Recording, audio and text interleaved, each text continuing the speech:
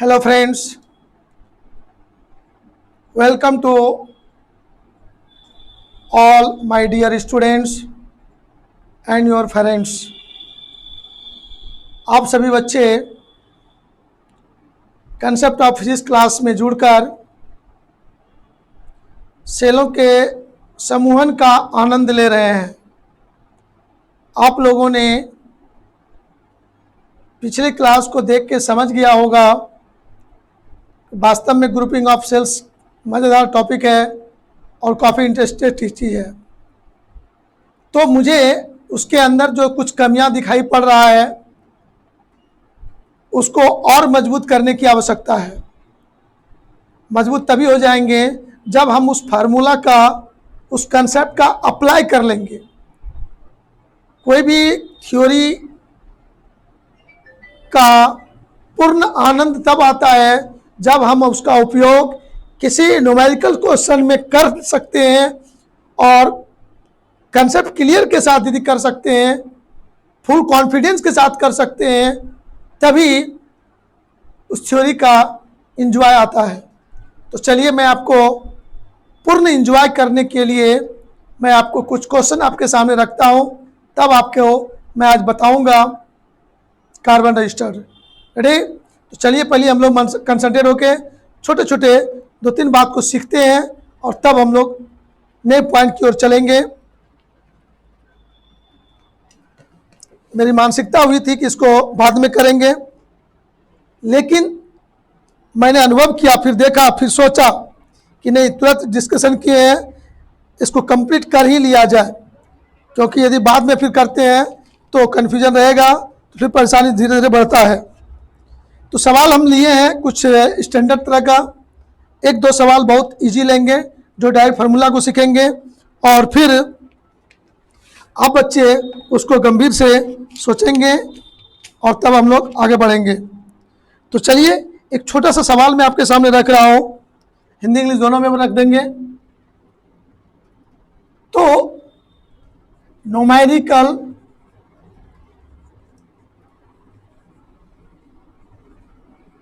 Based on grouping of cells, grouping of cells से related कुछ numericals होंगे जिसमें EMF, internal resistance, terminal potential difference, current, main current, इन सभी बातों में से कुछ न कुछ 1-2 बातें दिया रहेगा, बाकी बातें आपको निकालने के लिए कहा जाएगा। तो चलिए आपके सामने मैं एक छोटा सा क्वेश्चन रख रहा हूं। क्वेश्चन को इंग्लिश हिंदी दोनों में लिखेंगे। सभी बच्चे को ये क्लास अभी कॉमन ही क्लास समझिए हो रहा है आपका। A cell of EMF, cell of EMF, electromotive force 2 volt and internal resistance small r is connected in series with a resistor of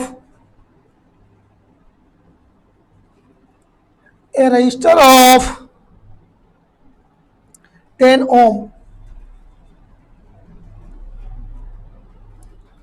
through an ammeter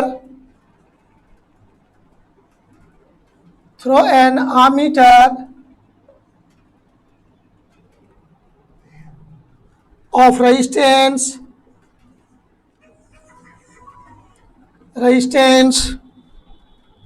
2 ohm. The ammeter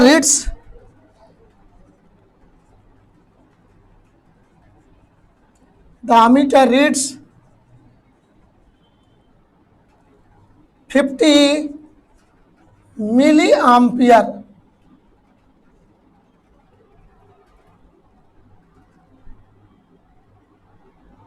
milli ampere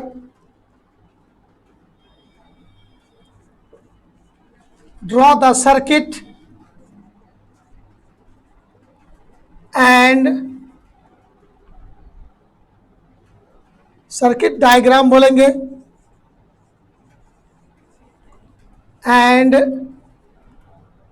calculate internal resistance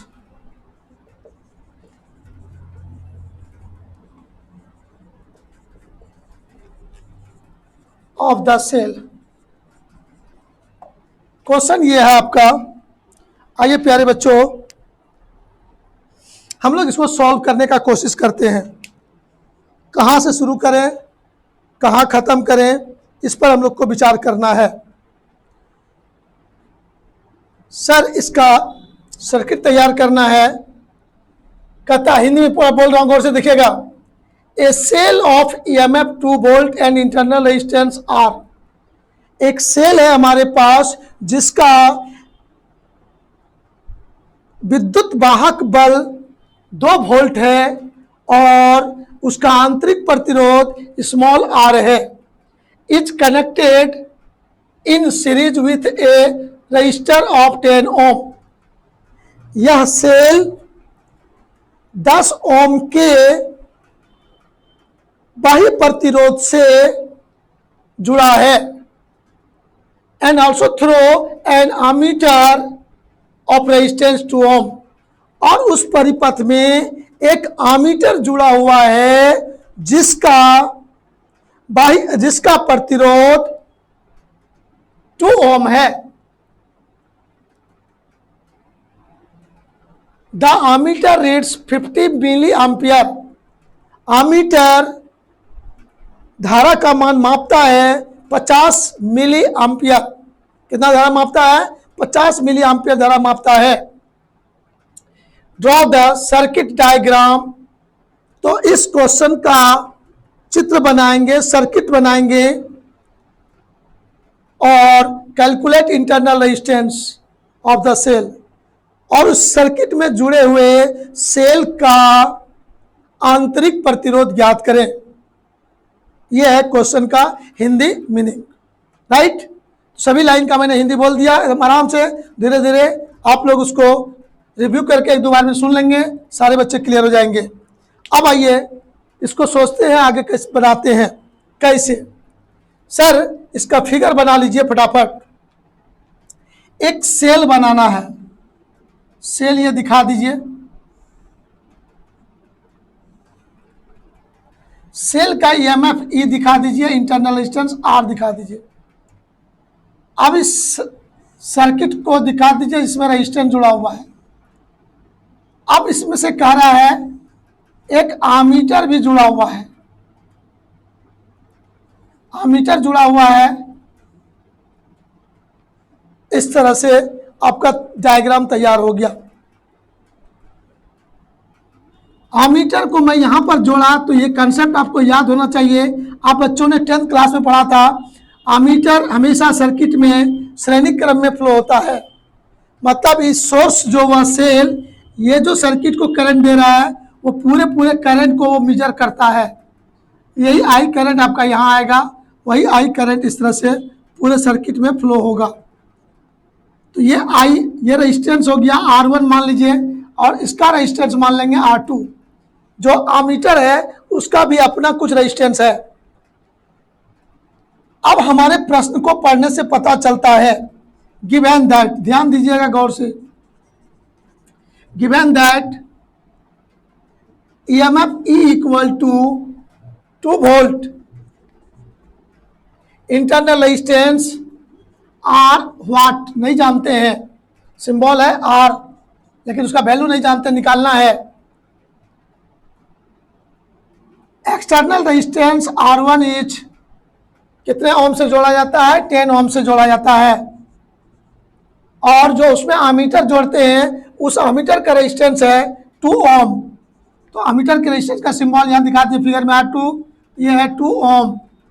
अब ये ammeter जो current मापता है वो current कितना मापता है? 50 milli ampere. तो current, main current I equal to 50 milli ampere means 50 into 10⁻³ ampere हो गया। इतना चीज आपने देख लिया यहाँ पर। अब हमारे पास कैलकुलेशन कि सर इसमें से इस फिगर को हम बच्चों ने देख लिया, अब हम बच्चों को निकालना है इंटरनल रेजिस्टेंस। तो डियर स्टूडेंट, आप बच्चों ने देखा था डायरेक्ट, यदि कंसेप्ट आपको याद होगा या मान लीजिए भूल गया, तो यहां पर ये सेल सर्किट में करंट दे रहा है कि सर्किट से करंट ले रहा है? तो यह सेल सर सर्किट को करंट दे रहा है, यहां डिस्चार्जिंग हो रहा है। क्या हो रहा है? डिस्चार्जिंग हो रहा है सर।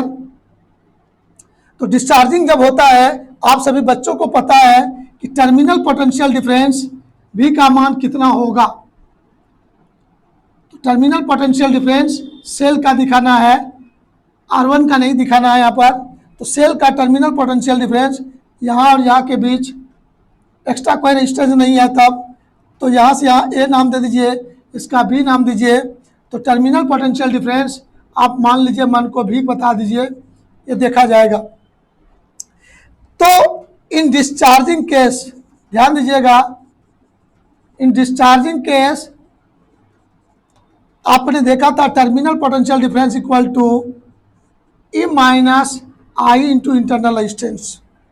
कॉन्फिडेंस के साथ आप बोल सकते हैं सर, लेकिन ओम्स लॉ से हमको कहता है कि सिरों के बीच का विभवांतर, चालक के सिरों के बीच का विभवांतर भी हो, तो ओम्स लॉ से V इक्वल टू हम लोग कह सकते हैं I इंटू R।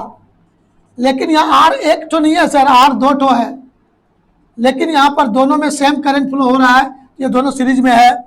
तो चलिए यहाँ पर R सिंबल दिया, लेकिन आपको यहाँ पर from figure R1 into R1 and R2 in series में है, तो R बराबर लिखना होगा R1 प्लस R2, ये अंडरस्टूड है।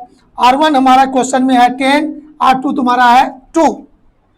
तो R के स्थान पे ये सोचेंगे और V के स्थान पे ये सोचेंगे, तो यहाँ से I के बदले हम लोग V बाय R सोच सकते हैं, बिना प्रॉब्लम का डायरेक्ट सोच सकते हैं। तो डियर स्टूडेंट, आप यहाँ से देखोगे R के बदले R1 प्लस R2 करेंगे, हो जाएगा। तो आप कर ही दीजिए, यहाँ पर 10 प्लस 2 12 ओम हो गया R का वैल्यू। तो I के स्थान पे V बाय R सोचना है, तो यहाँ से हमको R निकालना है, स्मॉल R। तो स्मॉल R निकालना है, तो इधर आएगा E minus V by I हो जाएगा, और I के बदले V बाय R लिख देंगे। तो dear student, E minus V बटे V बाय R कर देंगे, तो ये R का मान आपको निकल गया सर। गौर करके देखिएगा, यहाँ पर R का मान निकला, क्या निकला? E minus V by V into R। आप अब इस पर विचार करो, इसमें आपको क्या मालूम है और क्या मालूम नहीं है। तो डियर स्टूडेंट, EMF E का मान मालूम है, लेकिन सर हम बच्चों को भी मालूम नहीं है, लेकिन I मालूम है। तो हम लोगों ने यह फार्मूला डायरेक्ट पढ़ लिया था, और ये R बराबर, ये भी एक फार्मूला आपके सामने दिख रहा होगा। तो अब हम लोग करें तो करें क्या यहाँ पर, लेकिन भी मालूम नहीं है। तो भी तो सर हम लोग सोच लेंगे, यहाँ से क्वेश्चन में भी नहीं दिया हुआ है, तो भी हम लोग सोच लेंगे यहाँ से भी बराबर IR करके। तब अब देखो गौर से, हम अब इसका उपयोग करें कि इसका उपयोग करें? तो सर इसका उपयोग करने के लिए भी चाहिए, भी नहीं मालूम है, और इसका उपयोग करेंगे तो इसमें भी चाहिए, भी नहीं मालूम है। तो भी निकाल लें अलग से और यहाँ पुट कर दें। R तो आपने सोच ही लिया है, तो आराम से आपका काम हो जाएगा। तो चलिए अब भी निकालना होगा, पहले भी निकाल के हम पुट कर देंगे, तो आपका प्रॉब्लम सॉल्व हो जाएगा, यहाँ से काम हो जाएगा। अब आप कौन सा बुद्धि लगाओगे? आप इसका भी अप्लाई कर सकते हो, इसका भी अप्लाई कर सकते हो, आपके मन पे डिपेंड है। तो क्वेश्चन में आई है लेकिन भी नहीं है, इसका यूज करेंगे तो इसमें भी नहीं है, आई का जरूरत नहीं पड़ा। तो यानी आपको दोनों में से कोई इक्वेशन यूज करेंगे तो आपको भी की आवश्यकता होगी, और भी की आवश्यकता होगी तो आप सबसे पहले यहाँ पर आप भी खोजिए। तो भी खोजने के लिए ओम साहब ने कंसेप्ट बता दिया है कि भी का वैल्यू कितना होगा। तो डियर स्टूडेंट, आइए यहाँ पर करंट कितना मेजर करता है अमीटर वो दे दिया है, तो भी निकालना होगा। तो अब देखिए यहाँ तक देख चुके हैं, अब हमको भी कैलकुलेट करना होगा। ये पूरा मैं सोच दिखा दिया था आपको, अब हमको भी का जरूरत पड़ेगा। तो भी का मान निकालना होगा यहाँ से। तो आई का वैल्यू है 50 इंटू 10⁻³ और आर का वैल्यू है 12। तो डियर स्टूडेंट, भी का मान हो गया आपका 600 गुना 10⁻³ तो सर ये भी बराबर हो जाएगा 20 खत्म हो जाएगा, तो 0.6 वोल्ट हम कह सकते हैं। ये भी का वैल्यू आपने सोच लिया एकदम ठंडे ठंडे दिमाग से। जब भी का वैल्यू सोच लिया तो अब भी का वैल्यू यहाँ पुट कर दीजिए, या इसमें पुट कीजिए। आई मालूम है, भी मालूम है, इसमें भी पुट कर सकते हैं। आप स्वतंत्र है, किसी भी कंसेप्ट को अप्लाई कर सकते हैं, इसको भी कर सकते हैं, इसको भी कर सकते हैं।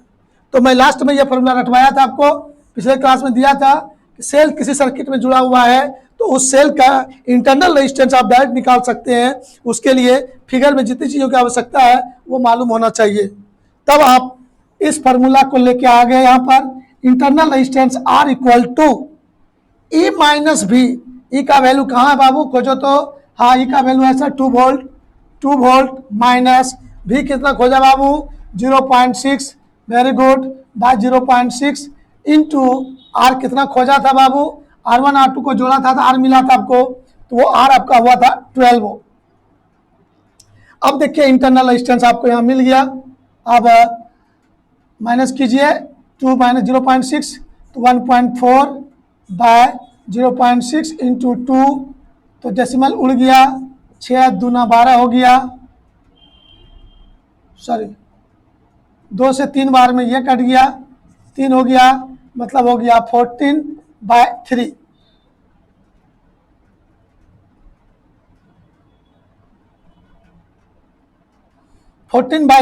अब इसको डेसिमल में बना लीजिए, आपका रिजल्ट हो गया।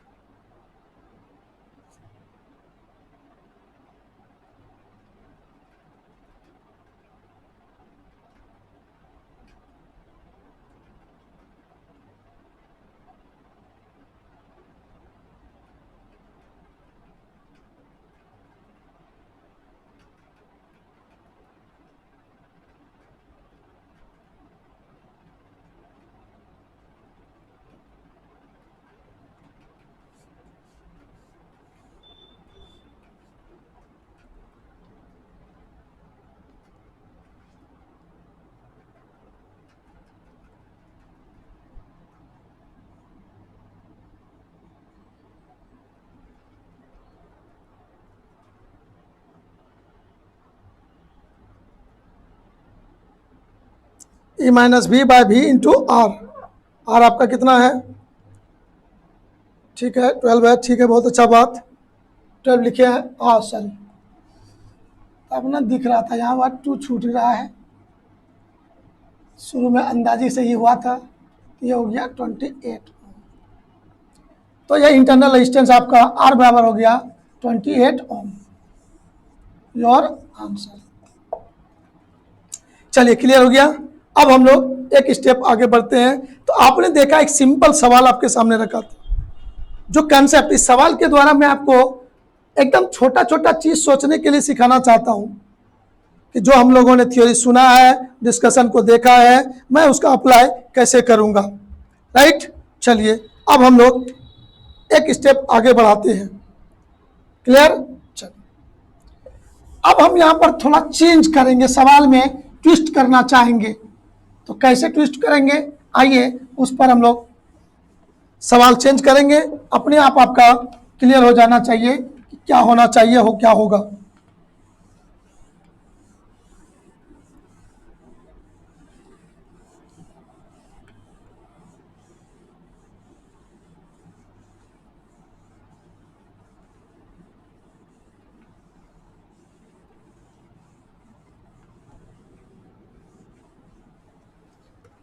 तो थोड़ा इंटरेस्ट लीजिएगा, ऐसा नहीं कि हड़बड़ नहीं करना है, सीखना है तो सीखना है। हमारी एक कोशिश अलग है।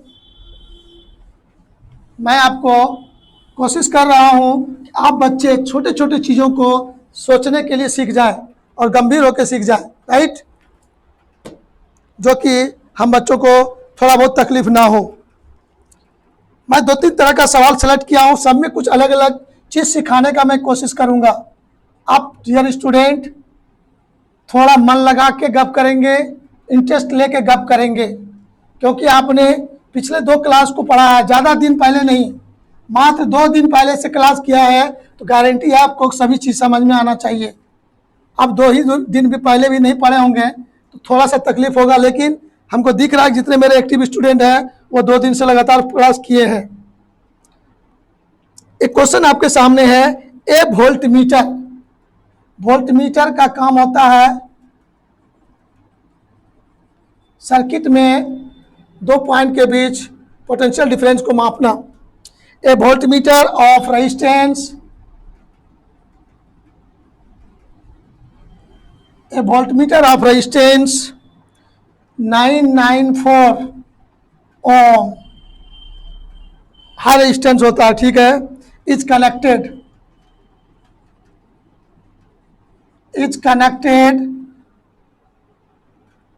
across a cell, across a cell of EMF, of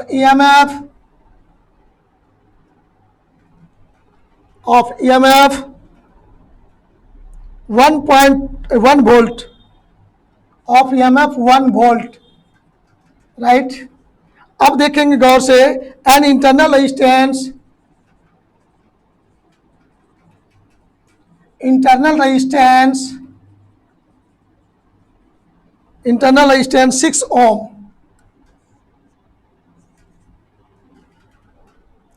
Find the potential difference. Find the potential difference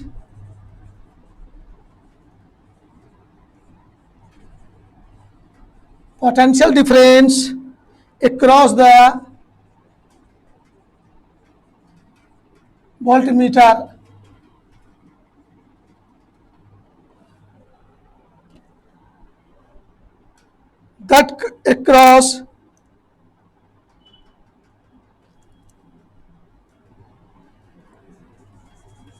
That across the terminals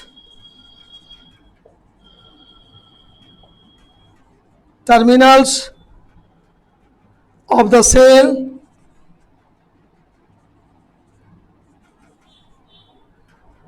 and percentage error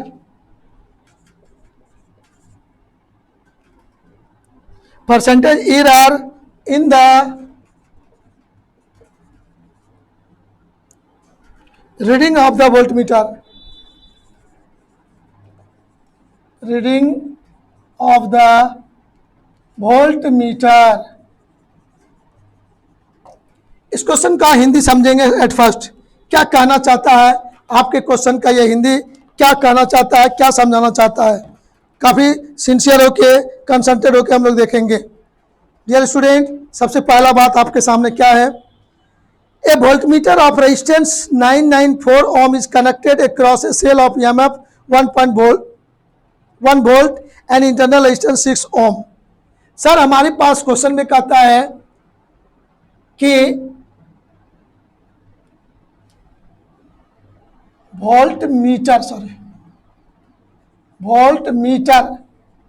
A voltmeter of resistance 994 ohm, voltmeter का काम होता है परिपथ में 2 पॉइंट के बीच, circuit में 2 point के बीच, terminal पर 2 पॉइंट के बीच पोटेंशियल डिफरेंस, विभवांतर को मापना, ठीक है ना।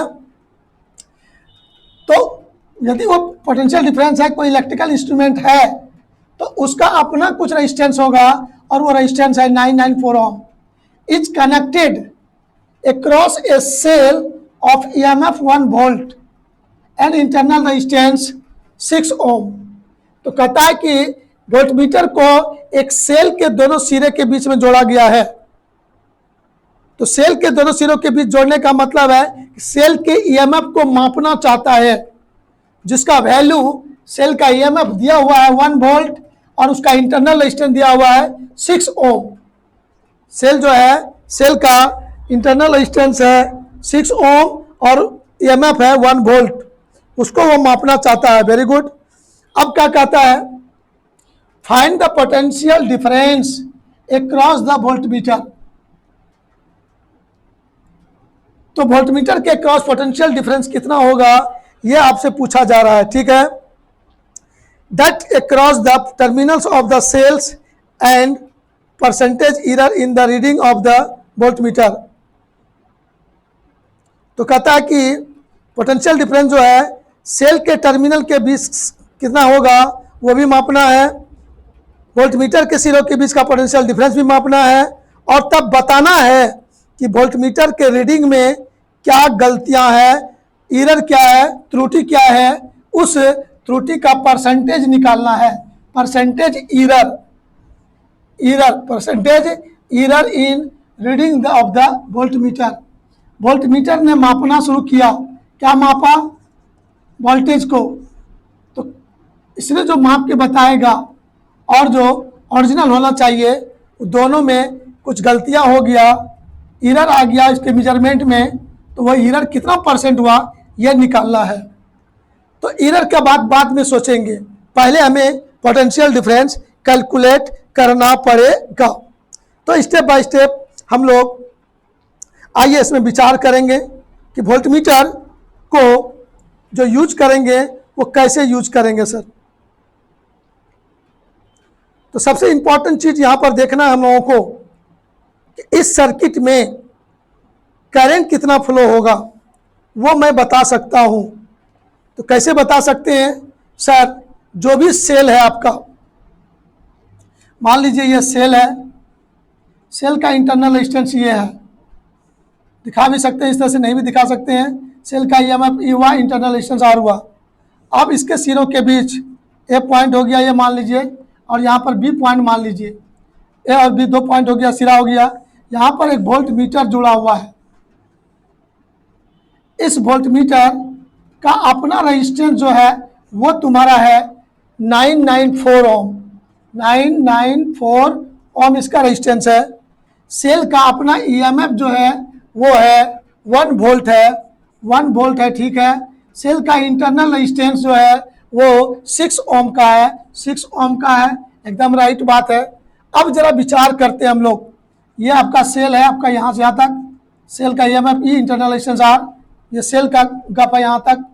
अब विचार करो, इस वोल्टमीटर का यूज कर रहे हैं हम लोग सेल का टर्मिनल का पोटेंशियल डिफरेंस मापने के लिए, लेकिन ये कितने वोल्ट को मापता है वो हम लोग पहले देखें गौर से, कैसे निकाल सकेंगे। तो वेरी इजी, बहुत ज़्यादा इसमें बुद्धि खर्च नहीं करना है आपको।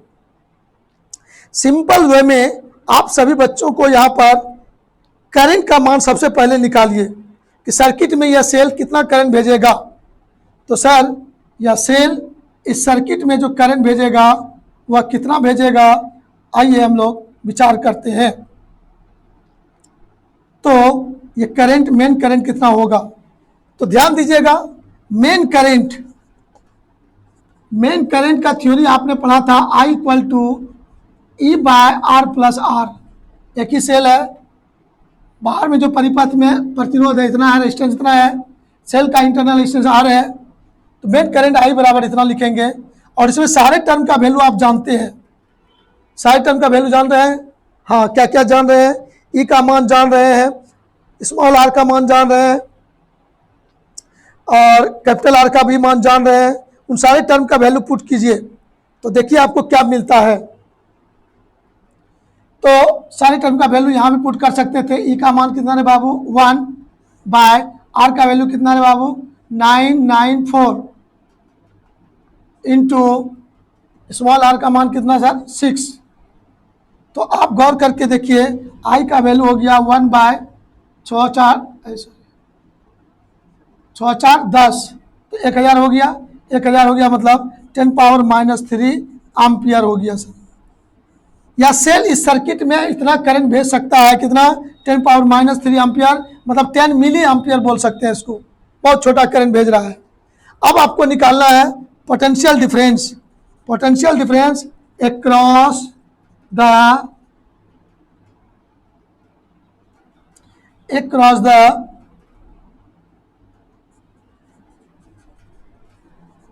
टर्मिनल पोटेंशियल डिफरेंस क्या हो जाएगा। तो रेजिस्टेंस सर्किट में करंट आई फ्लो हुआ, रेजिस्टेंस क्या है आर है, तो यहाँ पर कह देंगे V equal to sir I into R, आराम से कह देंगे हम लोग। तो आई का वैल्यू है आपका कितना 10⁻³ और सर आर का वैल्यू कितना है सर 994, मतलब हो जाएगा सर ये इतना बटे 1000 हो गया, तो 0.994 ये आपका V का वैल्यू सर्किट में मालूम हो जाएगा। चलिए इतना काम जब आप कर लिए, अब आपको तब क्या रिजल्ट चाहिए। तो रिजल्ट यहाँ पर निकालना है कि सर ये जो रीडिंग किया, वोल्टमीटर जो रीड किया वह कितना वोल्ट को रीड किया, वह इतने वोल्ट को रीड कर लिया, लेकिन वास्तव में सेल के ईएमएफ को मापने के लिए उसका यूज किया गया था, और वो कितने वोल्ट का है 1 वोल्ट का है। लेकिन यह वोल्टमीटर जो ए और बी के बीच पोटेंशियल डिफरेंस बताया वो कितना बताया 0.994 वोल्ट बताया। तो एरर कितना आ गया सर, अब देखेंगे। वास्तव में मेजरमेंट होना चाहिए 1 वोल्ट होना चाहिए, लेकिन उतना नहीं मापा। ये वोल्टमीटर किसका मेजरमेंट किया, वो मेजरमेंट किया 0.994 वोल्ट को मापा। तो एरर इसमें क्या हो जाएगा सर, एरर गलतियां क्या हो जाएगा, त्रुटि क्या हो जाएगा, तो त्रुटि जो हो जाएगा वो E माइनस B हो जाएगा। E है तुम्हारा 1 माइनस 0.994, तो यह हो गया सर 0.006 वोल्ट का एरर हो गया। अब मैं कहूँगा परसेंटेज एरर बताइए। तो परसेंटेज एरर जो आपका हो जाएगा, कोई भी चीज़ में निकालना है, तो अब मैं इसको ऊपर मिटा देता हूँ, यहाँ से मैं बात करूँगा परसेंटेज एरर, प्रतिशत त्रुटि क्या है। तो एरर गलतियाँ त्रुटि क्या हुआ वो आपने खोज लिया। मापना चाहिए 1 वोल्ट को, लेकिन उसने मापा कितना 0.996 वोल्ट को मापा, तो एरर हो गया 0.994 को मापा, एरर हो गया 0.006। तब आप कहेंगे परसेंटेज एरर, परसेंटेज एरर, तो मतलब हो जाएगा एरर इनटू मेन वैल्यू जो होगा। तो एरर के बदले हम लोग सिंबल लिख देंगे सीधे E माइनस B, ये हुआ एरर मापन में त्रुटि बाय E, जो ओरिजिनल होना चाहिए था वो इनटू 100। कोई भी चीज़ के मेजरमेंट में जो त्रुटि निकालेंगे इसी तरह से निकालेंगे। एरर कितना है बाय ओरिजिनल वैल्यू कितना है इंटू 100 कर देंगे, तो परसेंटेज एरर निकलेगा। तो E माइनस B हो गया error bye original, error bye गलती बाय ओरिजिनल इंटू 100। सेट हुआ मन में, तो एरर हो गया आपका 0.006 बाय 1 इंटू 100, मतलब सर 100 से मल्टीप्लाई करेंगे तो ये हो जाएगा 0.6% योर रिजल्ट।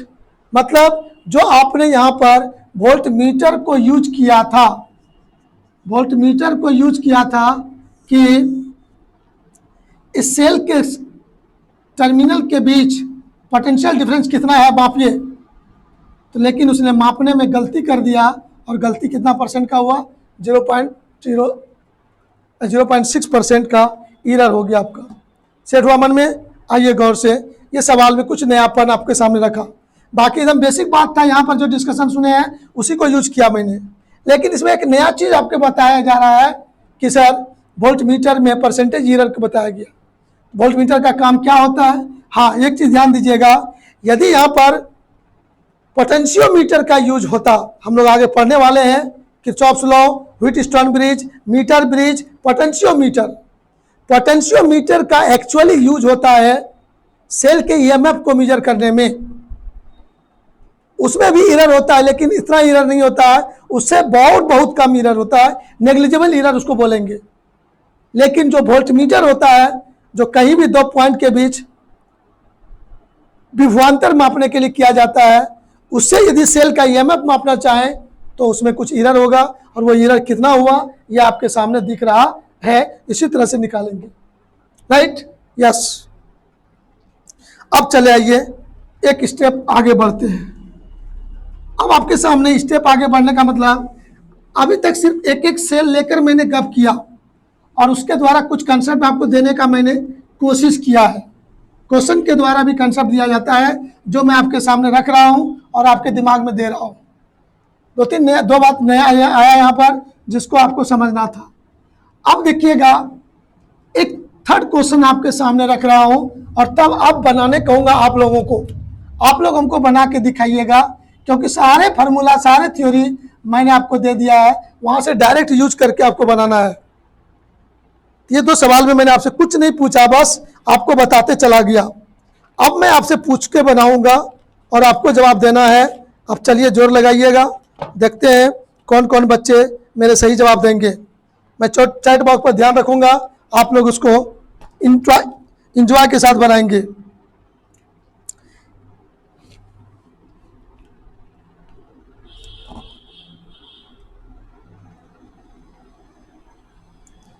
क्वेश्चन में कह रहा है फाइंड, फिगर बना हुआ, ध्यान दीजिएगा, फाइंड द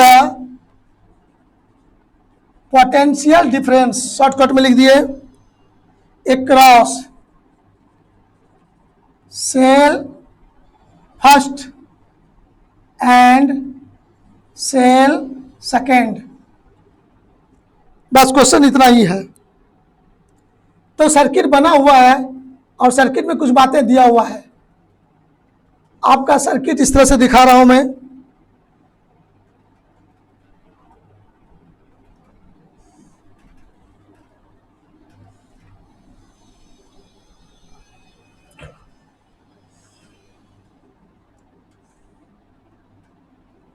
ये सर्किट बना हुआ है बाबू, यहाँ आर लिखा हुआ है, यहाँ E1 लिखा है, यहाँ R1 लिखा है, R1 लिखा है, यहाँ E2 लिखा है, यहाँ R2 लिखा है। फिगर में थोड़ा सा कन्फ्यूजन हो गया है। आइए फिगर में थोड़ा ऐसे बना हुआ है, ये बड़ा लाइन है, ये छोटा लाइन है, मतलब ये प्लस हुआ, ये माइनस हुआ, ये माइनस हुआ, ये प्लस हुआ। देखें आपको थ्योरी सब याद है कि नहीं, पता चलेगा अभी तुरंत। ये सर्किट आपका कंप्लीट है। अब आपके कुछ वैल्यू दिए हुए हैं, गिवन वैल्यू।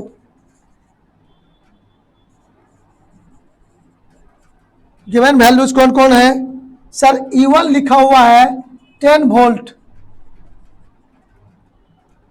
E2 लिखा हुआ है 4 वोल्ट,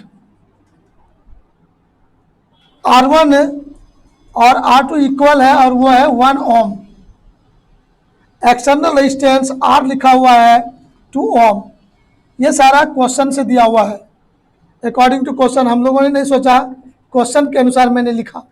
क्वेश्चन में ये डायरेक्ट दिया हुआ है और पूछा हुआ इतने सा potential difference across first cell and second cell. चलिए अब आप बच्चे लोगों का मैं थोड़ा सा ब्रेन टेस्ट करना चाहता हूं। अब यहां पर आपका ब्रेन टेस्ट होगा। अब आप देखते हैं क्या सोच सकते हैं, सोच के बताइए। ऐसा थ्योरी पिछले क्लास में हम लोग सोच चुके थे। तो डियर स्टूडेंट, सबसे पहला इस टर्मिनल का नाम मान लीजिए ए, यहाँ मान लीजिए बी और यहाँ मान लीजिए सी। तो सर पहला सेल का टर्मिनल पोटेंशियल डिफरेंस होगा, इसको मान लीजिए आप V1, और दूसरे का जो मानेंगे आप ये मानेंगे V2। तो V2 भी निकालना है और V1 भी आपको बताना है, क्वेश्चन यही कह रहा है। अब आप कैसे निकालिएगा, क्या क्या सोचेंगे। फिगर आपके सामने समझ रहा है, साफ सुथरा सब चीज़ दिख रहा है, आप उसको देखिए और विचार कीजिए। राइट, तो कहाँ से सोचना शुरू करेंगे आप बताइए तो सोच समझ के। तो चलिए यहाँ पर हम लोग सोचना शुरू कर देते हैं फटाफट। तो आप लोगों ने कुछ न कुछ सोचा होगा, देखते हैं आप लोग क्या सोचे अभी तक। तो जब ऐसा सवाल आपके सामने आता है तो आपका सोच कहाँ से शुरू होगा सर, क्या क्या सोचना शुरू करेंगे। सबसे पहला चीज आपको किसी न किसी बुद्धि से मेन करंट सर्किट में कितना होगा ये खोजने का जरूरत है। यदि ये किसी तरह से आप खोज लीजिए तो आप सक्सेस कर जाएंगे। तो ये कैसे खोजेंगे सर, तो इसको खोजने के लिए हम लोगों को मेन चीज पढ़ना था टोटल ईएमएफ। टोटल ईएमएफ समझना है इन दिस सर्किट। इस परिपथ में टोटल ईएमएफ यदि मैं ई मानता हूं तो डियर स्टूडेंट आपको कहना होगा यहाँ पर equal to E1 minus E2 या E1 प्लस E2 या E2 माइनस E1। ये 3 स्टेप मैंने लिखा, इसमें से किसी एक को सही है। अब कौन सा सही चुनेंगे आपका ब्रेन बुद्धि चेक किया जा रहा है। इस तीनों में से first number, second number, third number कौन सा होना चाहिए आप लोग जवाब देंगे। तो यदि आप क्लास को देख रहे हैं गौर से तो आप जरूर जवाब दीजिएगा। पिछले क्लास को देखे हैं 100% जवाब दीजिएगा। तो निश्चित जवाब दीजिएगा सर। E1 10 वोल्ट है, E2 4 वोल्ट है। अब देखिए गौर से यहाँ माइनस माइनस से जुटा है, इसका करंट इधर भेजने का नेचर होगा और इसका करंट इधर भेजने का नेचर होगा। सर उल्टा दिशा में है, दोनों सेम टर्मिनल जुड़ा हुआ है माइनस माइनस। तो वहां पर बोले थे कि घट जाएगा, एक पॉजिटिव ले लेंगे एक निगेटिव लेंगे। तो बड़े वाले को पॉजिटिव ले लीजिए, छोटे वाले को निगेटिव ले लीजिए, बड़े में छोटे को घटाना है। तो सर यहाँ पर बड़ा हो गया E1, यहाँ पर क्लियर दिख रहा है इस लाइन से E1 is greater than E2। तब टोटल में आप निकालेंगे तो ये पहला नंबर सही होगा, ये सब रिजेक्ट हो जाएगा आपका। तो चलिए आपने सही जवाब दिया है, एकदम सही है। तो यह आपका हो गया 12 माइनस 4 इक्वल टू 6 वोल्ट। तो इस सर्किट का टोटल ईएमएफ आपने खोज लिया। चलिए दूसरा बात, अब इसमें करना है टोटल इक्विवेलेंट रेजिस्टेंस, समतुल्य परिपथ पूरे का। तो सर पूरे में से ये एक्सटर्नल रेजिस्टेंस R है और वो दोनों इंटरनल रेजिस्टेंस यहाँ सीरीज में है, चाहे उल्टा सेल है कि सीधा सेल है कोई मतलब नहीं है, वो R' बोलते हैं। और यहाँ पर आप कहोगे इस केस में इक्विवेलेंट इंटरनल रेजिस्टेंस कितना होगा, आप बच्चे आराम से कहने के लिए तैयार हैं R इक्वल टू सीधा आ गएंगे R1 प्लस R2 यहाँ बोलने के लिए तैयार है। तो आइए गौर से, R ही सिंबल रहने दीजिए कोई बात नहीं है, R1 प्लस R2 हो जाएगा। तो सर R1 1 1 है, 1 प्लस 1 बराबर 2 ओम हो जाएगा। तो कैपिटल R तुम्हारा कितना है 2 ओम, वो दोनों भी हो गया 2 ओम। तो 2 प्लस 2 4 ओम हो गया सर पूरे सर्किट का इक्विवेलेंट रेजिस्टेंस। अब आपको पता है main current I equal to total EMF by equivalent resistance, यही तो हम लोग करते थे। तो टोटल ईएमएफ हो गया आपका 6 बाय R प्लस R कितना निकला 4। तो बाबू लोग ये 6 बाय 4 3 बाय 2 1.5 एम्पियर हो गया आपका। तो मेन करंट आपने निकाल लिया 1.5 एम्पियर आपने सोच लिया। अब चलिए आइए गौर से, निकालना क्या है फर्स्ट सेल का पोटेंशियल, टर्मिनल का पोटेंशियल डिफरेंस। तो फर्स्ट सेल का टर्मिनल पोटेंशियल आपका हो गया V1 equal to E1 minus I into R1। याद होना चाहिए आपका थ्योरी, ये कंसेप्ट है आपका। तो सर E1 आपने कितना निकाला 6 माइनस I कितना निकाला 1.5 और R1 कितना है आपका 1। तो ये हो जाएगा 6 माइनस इतना, तो आपका कितना हो जाएगा 4.5 वोल्ट।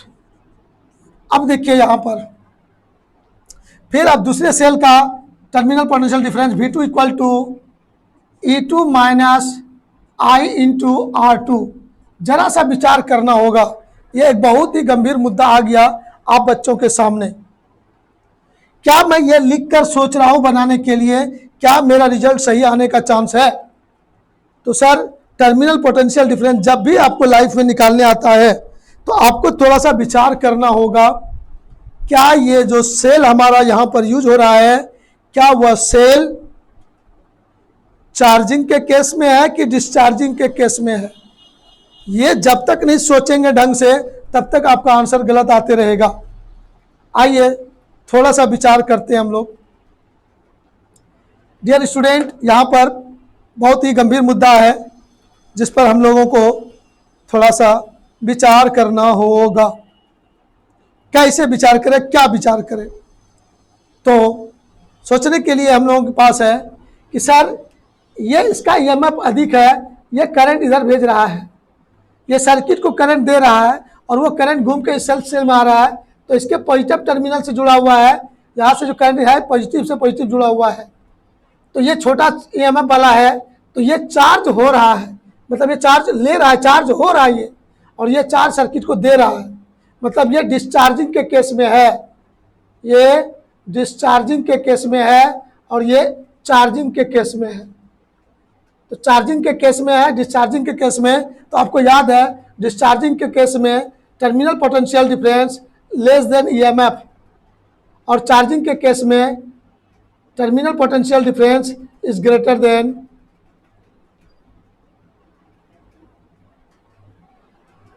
डिस्चार्जिंग के केस में potential difference is greater than EMF, discharging के केस में potential difference less than EMF.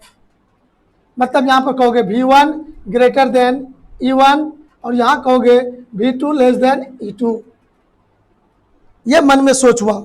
तो वैसे केस में आपने रिजल्ट देखा था कि V1 बराबर आपने लिखा था, ये V1 बराबर E1 माइनस IR1 लेते थे फॉर्मूला, और यहाँ V2 बराबर आपका हो जाएगा, सॉरी उल्टा हो गया, डिस्चार्जिंग में ही पोटेंशियल डिफरेंस घटेगा, सॉरी ये घट रहा है, ठीक पहले ही था, ठीक था, और चार्जिंग के केस में ये बढ़ जाएगा।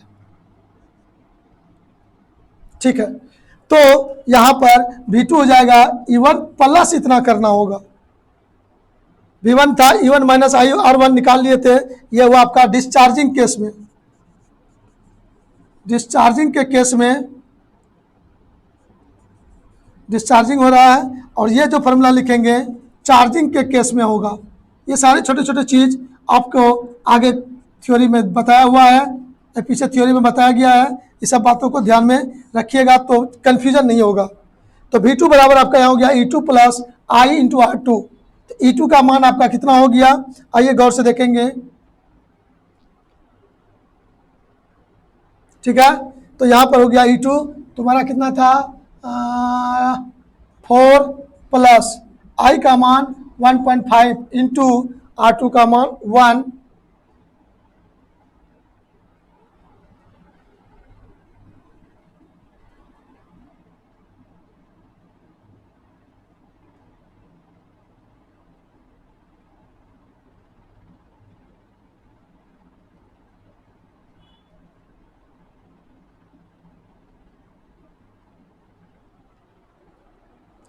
E1 तो इतना ना है जी, 10 है ना,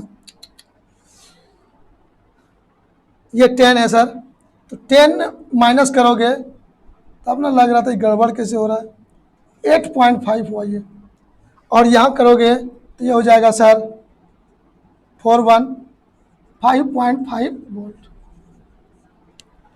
आइए गौर से इसको हम लोगों ने देख लिया। अब आप एकदम कंसंट्रेट होकर देख लीजिए जितनी बातों को, जो मान बैठाने में यहाँ कन्फ्यूजन हुआ तो सोचने में कन्फ्यूजन हो रहा था, तो ज़्यादा सा मिस्टेक नहीं होना चाहिए कोई भी बात को लिखने में, पुट करने में। आइए गौर से, रेडी, आगे बढ़े। तो ये बातें आपको याद रखना है, माइंड में सेट करना है। डिस्चार्जिंग के केस में मतलब जो एक्सटर्नल पोटेंशियल डिफरेंस होगा इस ईएमएफ से वो छोटा हो जाएगा, और चार्जिंग जहाँ पर होगा मतलब प्लस से यदि चार्ज प्रवेश करेगा कहीं भी सेल में तो माइंड में सेट रखिएगा वो चार्ज हो रहा है। ठीक है ना, यहाँ आउट हो रहा है, इसमें जो करंट आएगा वो करंट यहाँ इन करेगा, मतलब माइनस से इन कर रहा है, प्लस से बाहर निकल रहा है, ये चार्ज हो रहा है, डिस्चार्ज हो रहा है, और यहाँ पर प्लस से इन कर रहा है, माइनस से बाहर निकल रहा है, ये चार्ज हो रहा है। तो डिस्चार्जिंग और चार्जिंग यहाँ लिखा हुआ है, इसको याद रखना है, ये बातों को सोचने में मदद करेगा, ठीक है ना। तो चार्जिंग के केस में देखो V2 का मान E2 से बड़ा हो गया, V2 निकला कितना 5.5, क्या E2 कितना 4, तो क्या ये बड़ा हो गया उससे, एकदम राइट। V1 यहाँ निकला डिस्चार्जिंग के केस में 8.5 और E1 कितना है 10, तो उससे वो छोटा हो गया। तो ये बात याद रखिएगा, आपका कंप्लीट हो गया। तो जो हम लोगों ने पिछले दिन थ्योरी पढ़ा था, उस थ्योरी को सेटिस्फाई करने के लिए, थ्योरी को दिमाग में सेट कराने के लिए ये सवाल आपके लिए, आपको गौर से जो बच्चे सुन रहे हैं उनको लगा होगा कि यस इंपॉर्टेंट सवाल है, और इस तरह के छोटे छोटे सवाल में हम बच्चों से भयंकर गलती हो जाता है और आगे परेशानी हो जाती है। तो चलिए अब हमें इस तरह के क्वेश्चन को सोचने में गलती होने का कोई चांस नहीं होना चाहिए। तो आगे बढ़ जाऊं, तो चलिए अब आपको मिक्सचर कम्बिनेशन वाला सवाल देते हैं, जिसमें कुछ सेल सीरीज में भी जुड़ा है और कुछ सेल पैरेलल में भी जुड़ा है, दोनों तरह से जुड़ा हुआ है। तो जब दोनों तरह से जुड़ा हुआ है तब उसमें कैसे सवाल बनाएंगे। तो यहाँ पर कहीं कोई डाउट सेट हो गया मन में कंप्लीट, यस सर। चलिए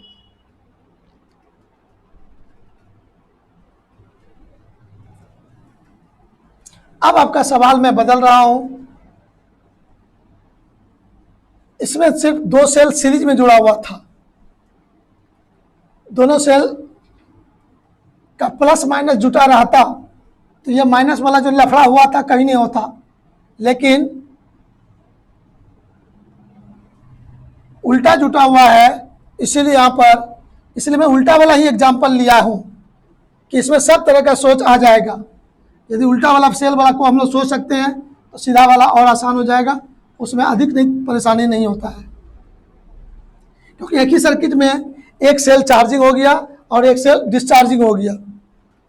तो ऐसी स्थिति में हमको दोनों तरह का सोच अप्लाई करना पड़ गया, एक ही तीर में दो तार शिकार करने के मूड में हम हैं। तो चलिए क्वेश्चन नंबर 4 में अब ऐसा एग्जाम्पल चुन रहा हूं कि जिसमें 4 तरह का कंसेप्ट एक ही बार लग जाएगा और चारों कंसेप्ट का रिवीजन हो जाएगा और हम लोग 100% सेटिस्फाई हो जाएंगे। तो मैं आगे बढ़ने के लिए तैयार हो जाऊं? यस सर, बढ़ जाइए बिना टेंशन का।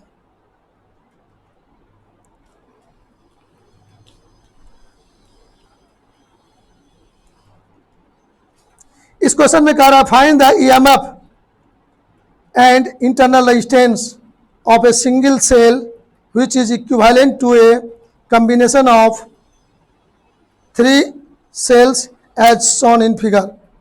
फिगर आपके सामने रखा हुआ है और उस फिगर से हमें क्वेश्चन का जवाब देना है। क्या क्या जवाब देना है, तो चलिए आइए हम लोग देखेंगे गौर से।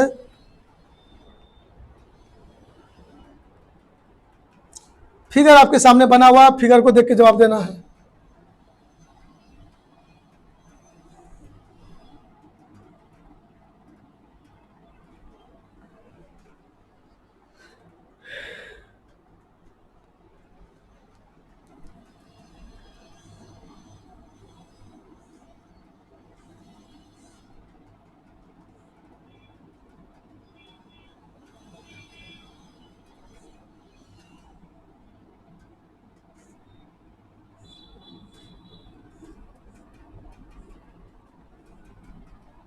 ये फिगर आपके सामने बना हुआ है।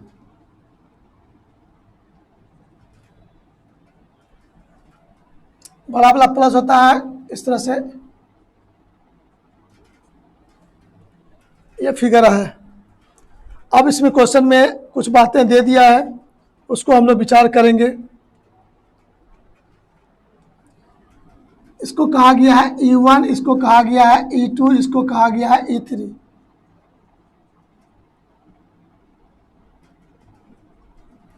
इसका R1, इसका R2, इसका R3, सभी का इंटरनल रेजिस्टेंस अलग अलग है। तो दिया हुआ आपका E1 है 10, E2 है 4, E3 है 6। E1 है 10 वोल्ट, E2 है 4 वोल्ट और E3 है 6 वोल्ट। फिर R1 R2 R3, R1 R2 equal कर रहा है 2 ओम और R3 को कहा गया है 1 ओम। फिगर में दिया हुआ इतना चीज। तब आपसे पूछा है बाबू मेरे, find the EMF and internal resistance of a single wire cell which is equivalent to combination of 3 cells। इसमें से पॉइंट का नाम देते हैं, ज़्यादा अच्छा रहेगा, A B C D नाम दे देते हैं। तब इसमें क्वेश्चन जो पूछा है, फाइंड टोटल EMF, या इसको कहेंगे हम लोग इफेक्टिव EMF। टोटल EMF भी लिखा हो सकता था और effective EMF and equivalent internal resistance. Very good. Find total EMF and equivalent internal resistance, यही आपका क्वेश्चन है। फिगर आपके सामने है, क्वेश्चन भी आपके सामने है। कैसे कैसे सोचें सर, कहाँ से शुरू करें, किधर से शुरू करें, कहाँ अंत करें, इस पर हम बच्चों को विचार करने की आवश्यकता है। तो डियर स्टूडेंट, यहाँ पर क्लियर रूप से दिख रहा है कि दो गो सेल आपका पैरेलल में है। E1 और E2 EMF वाला जो 2 सेल है ये पैरेलल में है। पैरेलल में होने के साथ साथ आज की क्लास में आपको इसका हिंट्स दिया था मैंने, ये दोनों पैरेलल में यदि कनेक्ट है तो इसका इक्विवेलेंट EMF क्या होगा। तो यहां पर कोई भी बच्चे देखकर बताने के लिए तैयार है, here E1 is greater than E2, value देखकर पता है E1 का वैल्यू कितना है 10 वोल्ट, E2 का वैल्यू कितना है 4, तो E1 ग्रेटर देन E2 है, इसका हमको जरूरत है। इसका मतलब हो गया क्लियर, ये करंट इधर से भेजना चाहेगा और ये इधर भेजना चाहेगा, तो सर दोनों अपोजिट डायरेक्शन में हो जाएगा। किधर हो जाएगा, अपोजिट डायरेक्शन में हो जाएगा। तो सर पहले मैं आपको स्टेप बाय स्टेप काम करूंगा। पहले E3 को छोड़ दीजिए, E3 को दिमाग से हटा दीजिए। पहले आप सारे बच्चे B और C के बीच में जो ये दोनों सेल पैरेलल में है उसके बारे में विचार करते हैं। तो आपको बताया गया था जो थ्योरी, उसमें से कहा गया था in parallel combination, in parallel combination कहाँ पर है बाबू, बिटवीन फिगर के अनुसार B एंड C हम लोग सोच रहे हैं इफेक्टिव EMF, इफेक्टिव EMF कितना होना चाहिए। तो सर यदि मैं इसका सिंबल EDS बोलता हूँ तो आपको आज सिखाया गया था E1 by R1 plus E2 by R2 by 1 by R1 plus 1 by R2, ये कंसेप्ट दिया गया था। लेकिन ये उस समय दिया गया था जब दोनों सेम डायरेक्शन में करंट फ्लो कराता, तब मतलब ये इधर फ्लो कराना चाहता है, ये इधर उल्टा हो रहा है, यदि सेम होता तब वो ठीक है, उल्टा है तो सर यहाँ पर प्लस हटा के यहाँ पर क्या देना पड़ेगा, माइनस देना पड़ेगा, तब आप बच्चों का जवाब सही होगा। इसको आपने देख लिया। तो E' के लिए अब ये फार्मूला हो गया आपका एकदम राइट, एकदम दिमाग में याद रखना है। पहले मैंने प्लस लिखा था और उस फिगर को बोल के तब मैंने इसको क्या किया, माइनस। यदि दोनों का इस तरह से जुटा होता,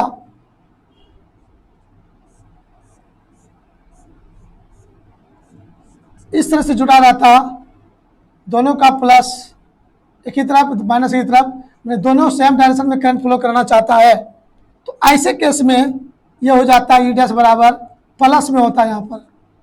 लेकिन यहाँ पर उल्टा है तो माइनस करेंगे। ये बात आपको याद दिला दिया गया यहाँ पर, इसको याद रखना है। 4-5 साल 10 सेल जितना भी रहता सब इसी तरह से लिखते जाते, E1/R1 plus E2/R2 plus E3/R3 plus E4/R4 plus E5/R5, इस तरह से हम लोग करते चले जाएंगे जहाँ तक जा सकता था। तो चलिए हम लोगों ने यहाँ तक देख लिया, ई डैश बराबर आपका ये रिजल्ट आ गया। अब हम लोग इसको कैलकुलेट करना चाहेंगे, कुछ ना कुछ तो रिजल्ट आ ही जाएगा। तो sir E1/R1 10/2 minus E2/R2 4/2 by 1/2 plus 1/2। Sir resistance में प्लस माइनस कुछ नहीं होता है, चाहे बैटरी उल्टा जुड़ा हो या सीधा जुड़ा हो, हमें कोई मतलब नहीं। तो यहाँ पर यह हो गया सर 5 - 2 3/1, यह हो गया 3 वोल्ट।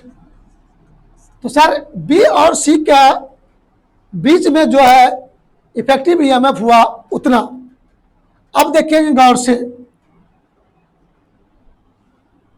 अब उस फिगर को फिर से मैं बनाता हूं। अच्छा, पहले इफेक्टिव ईएमएफ निकाला कहां पर, पैरेलल कॉम्बिनेशन में। पैरेलल कॉम्बिनेशन में मतलब बी और सी के बीच में। तो यहां पर हम लोग कह देंगे इक्विवेलेंट इंटरनल रेजिस्टेंस। यहां पर यदि मैं सिंबल क्या मान लूं, कुछ भी मान लेता हूं, आर मान लेता हूं या आर डैश मान लेता हूं, ठीक है। तो ये हो जाएगा सर प्रोडक्ट बाय सम,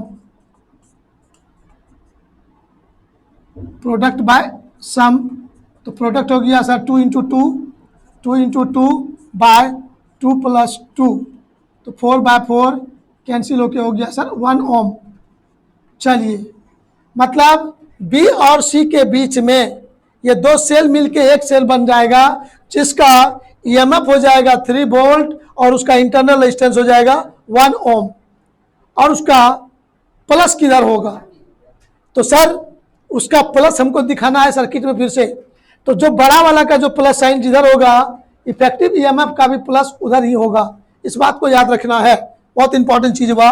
अब उस सर्किट को यहाँ ले आएंगे, तो वो दोनों सेल मिलके एक सेल बन गया, और वह आपका जो एक सेल बना उसका प्लस माइनस को दिखाना पड़ेगा आपको। तो इसका ईएमएफ है E3 और इसका ईएमएफ मैंने कहा E डैश, तो प्लस इधर दिखाना पड़ा, माइनस इधर। तो गौर से देखिए, अब जो नया सर्किट तैयार हुआ आपका, यहाँ पर इसका R डैश है, इसका R3 था। अब ये पॉइंट ए और पॉइंट डी के बीच हम लोग आ गए। ये बीच में आपका बी था, तो बी यहाँ पर है। अब इसमें से देखेंगे ये दोनों किस में होगा, सीरीज में। तो इन सीरीज कॉम्बिनेशन किसके बीच, ए बी डी में हम लोग देखेंगे। तो ए बी डी में आपका सीरीज में आ गया, लेकिन ये उल्टा हो गया सर। अब यहाँ पे भी डिसाइड करना है कि उल्टा हो गया जब, तो बड़ा छोटा खोजना पड़ेगा। तो E3 तुम्हारा कितना है, ये E3 है 6 वोल्ट, और ये E डैश जो आपने निकाला कितना निकाला, 3 वोल्ट। तब आप यहाँ पर कहोगे E3 is greater than E dash, इसका मतलब ये बड़ा है, इसको प्लस में रखेंगे, ये छोटा है इसको माइनस कर देंगे। मतलब करंट अभी सर्किट में फाइनली इधर फ्लो करेगा। तो इधर फ्लो करेगा, तो ये हो गया तुम्हारा चार्जिंग, और ये हो गया तुम्हारा डिस्चार्जिंग। ये हो गया क्या, डिस्चार्जिंग। ये क्या हो गया, सॉरी, ये डिस्चार्जिंग हो गया और ये चार्जिंग हो गया। जिधर भेजना चाहिए उधर भेज रहा है, तो ये डिस्चार्ज हो रहा है, और इसमें उल्टा दिशा में आएगा करंट, तो चार्ज हो रहा है ये। तो उसका बाद में यदि कहता कि पोटेंशियल डिफरेंस निकालने के लिए, तब वो सोचते, लेकिन अभी तुमको कहा ही नहीं है, पूरे कहा है कि टोटल ईएमएफ। अब हम इसको देखेंगे, वो फिगर को भूल जाएंगे। तो चलिए उस फिगर को हम लोग भूल जाते हैं, भुला देते हैं इसको, अब हमारा काम हो जाएगा। अब चलिएगा वहां पर से, सारे वैल्यू को आपने देख लिया है। तो R3 तुम्हारा था, अच्छा वो याद है ना आपको, R3 कितना था 1, R डैश भी कितना निकला 1, ये E3 कितना था, E3 कितना था, वैल्यू पुट करने में गलती नहीं हो जाए। E3 6 और ये ई डैश क्या निकला 3। इतना चीज़ आपको याद है। तो सीरीज कॉम्बिनेशन में इफेक्टिव ईएमएफ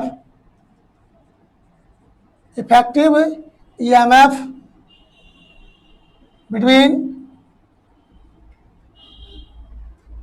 अब क्या होल सर्किट कर दो, ऑफ होल सर्किट, पूरे संपूर्ण परिपथ में प्रभावी विद्युत वाहक बल या टोटल ईएमएफ।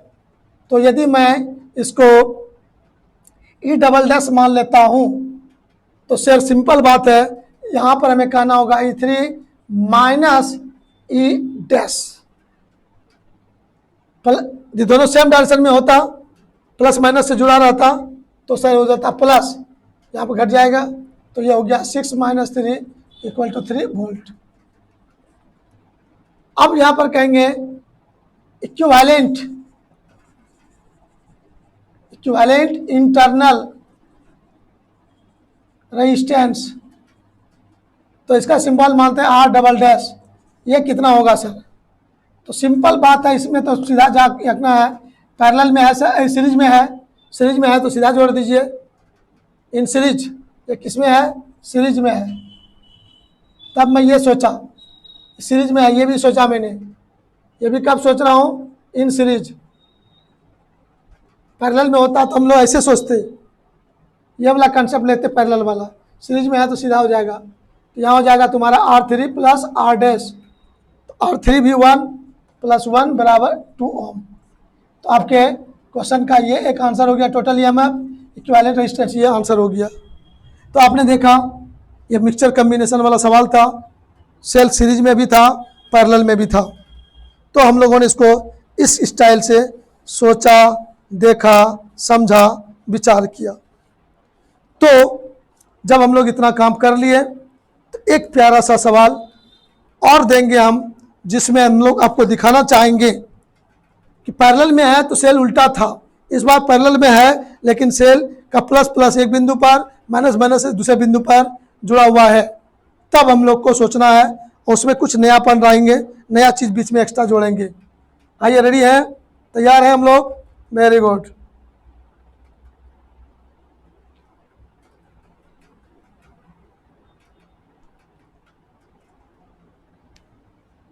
डिलीट करूं उसको? कर देता हूं। तो हम लोग देख लेते हैं, देख लिए जो थ्योरी पढ़ रहे थे। कल ही सोचा था कि अब इसको छोड़ देंगे, लेकिन मन ही नहीं मानता। आप बच्चे भले व्याकुल होंगे, लेकिन मुझे व्याकुलता नहीं है। मैं जो टॉपिक पकड़ा हूं उसको जब तक क्लियर नहीं करूंगा, तो चलिए, अब हमें भी आत्मा में शांति मिल गया कि सब तरह का गप हो गया, थ्योरी हो गया, फार्मूला हो गया, सर्किट डायग्राम हो गया, और उस पर हम लोग फार्मूला का अप्लाई कर लिया। सबसे इम्पोर्टेंट चीज़ है फार्मूला का अप्लाई करने के लिए।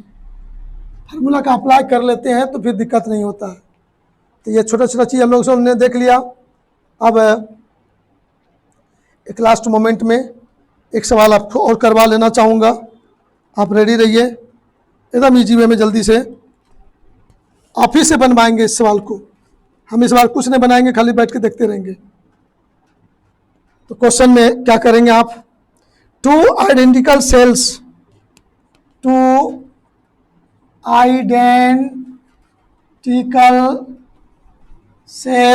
आइडेंटिकल सेल्स कहने का मतलब समझ गए होंगे, of EMF 1.5 volt and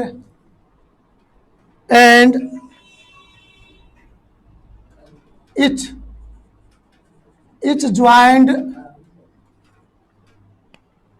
joined in parallel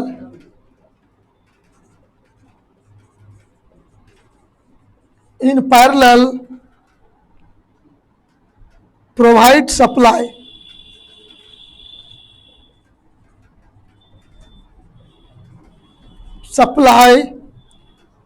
to an external circuit, to an external circuit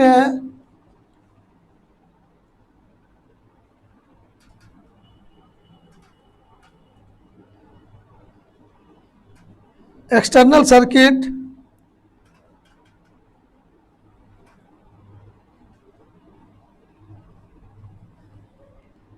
of two resistors, resistors of resistance 17 ohm each, joined in parallel.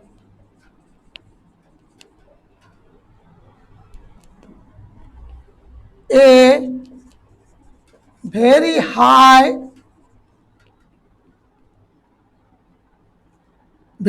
resistance voltmeter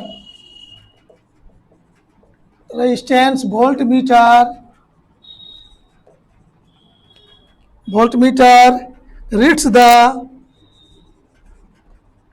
the terminal voltage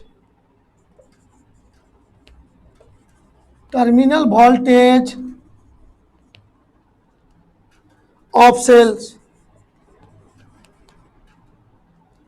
to be 1.4 volt.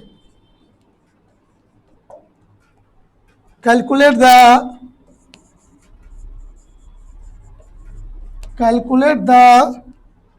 internal resistance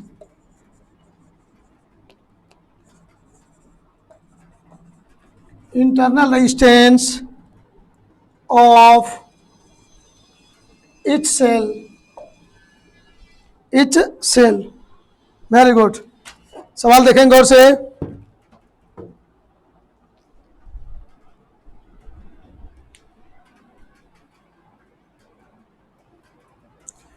सवाल को समझिए हिंदी में जल्दी से, तब तक ink भर रहे हैं हम लोग.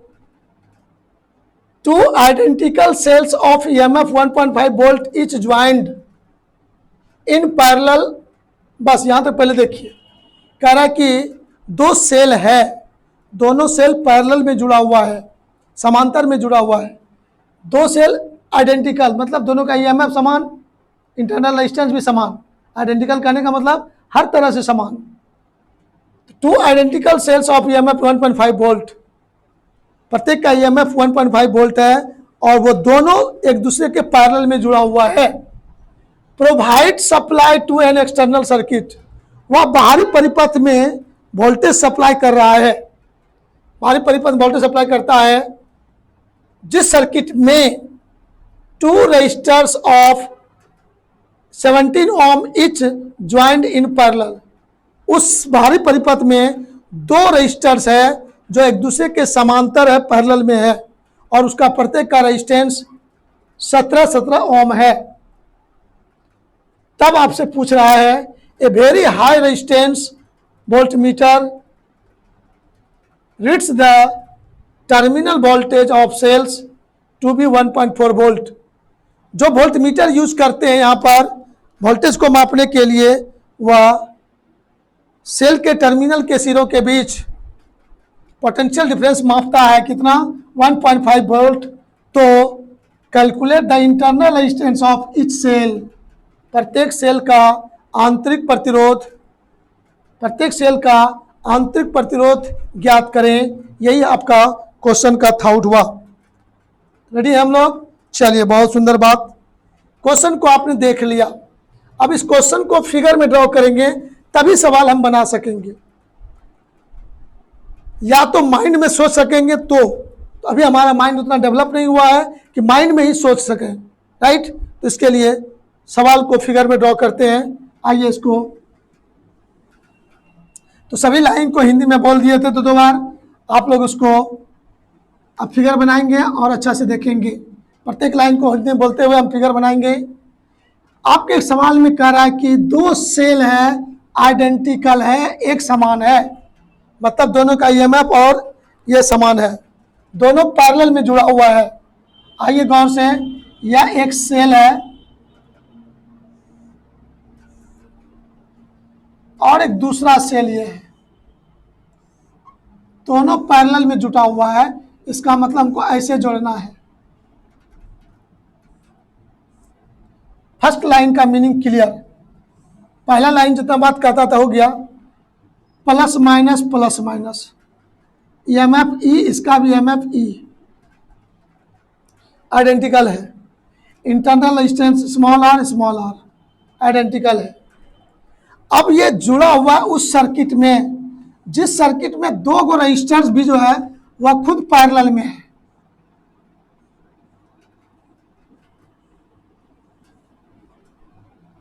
ये R1 मान लीजिए, ये R2 मान लीजिए, ये एक्सटर्नल रेजिस्टेंस है। लेकिन क्वेश्चन में वो दोनों भी बराबर है। इसको भी R कह दीजिएगा, ये 17 ओम है, और इसको भी R बोल दीजिएगा, ये भी 17 ओम है। प्रत्येक सेल का EMF हमारे प्रश्न में दिया हुआ है, वो कितना कितना है गौर से देखते हैं। वो है आपका 1.5 वोल्ट। क्या है? 1.5 वोल्ट है सर। आइए 1.5 वोल्ट, ये भी है 1.5 वोल्ट है आपका। तो आपके प्रश्न में इंटरनल रेजिस्टेंस R का मान पूछा है कि इंटरनल रेजिस्टेंस R कितना होगा। Internal resistance R equal to what, यही क्वेश्चन है। प्रत्येक सेल का आंतरिक प्रतिरोध ज्ञात करना है। एक चीज और दिया हुआ है, टर्मिनल पोटेंशियल डिफरेंस। यहाँ पर एक वोल्टमीटर जोड़ा गया है, तो यहाँ वोल्टमीटर जो जोड़ा गया तो वह कितने वोल्ट को माप रहा है। इस पॉइंट का नाम A मान लीजिए, इस पॉइंट का नाम B मान लीजिए। तो इसके बीच में पोटेंशियल डिफरेंस जो है आपका क्वेश्चन कह रहा है मापा गया, और वो निकला है 1.4 वोल्ट मापा गया। इस संयोजन का, इस कॉम्बिनेशन का जो टर्मिनल पोटेंशियल डिफरेंस है वो मापा गया है 1.4 वोल्ट। मतलब फर्स्ट का भी टर्मिनल पोटेंशियल यही होगा, सेकंड का भी यही होगा। क्यों? क्योंकि ये दोनों सर पैरेलल में जुड़ा हुआ है। किसमें जुड़ा हुआ है? पैरेलल में। तो कभी भी पोटेंशियल डिफरेंस चेंज होने का चांस नहीं है, वो पोटेंशियल डिफरेंस भी दोनों के लिए सेम होगा। वेरी गुड, बहुत अच्छी बात यहाँ तक। अब सर सवाल सोचे तो कैसे इंटरनल रेजिस्टेंस R निकालना है, कौन सा बुद्धि लगावे, कहाँ से लगाएंगे? तो डायरेक्ट कोई फार्मूला लगाएंगे तो कोई एक दो चीज निकलेगा। पूरे क्वेश्चन का आंसर कोई एक फार्मूला से नहीं बन सकता है। अब इसमें 2-3 स्टेप में आपको प्लानिंग करना होगा। आइए मैं आपको सिखाने का कोशिश करता हूँ, बाकी सीखना आप ही को पड़ेगा, सीखने का कोशिश आपको करना पड़ेगा। ये 4 था या 5 था पता नहीं है, 4 या था 5, जो था कर दिया हम, जो मन में आया। अब आइए गौर से हम एक एक करके विचार करते हैं इसमें। सबसे पहले तो आप ये करो कि इस पूरे सर्किट में 2 चीज पर विचार करना है कि सर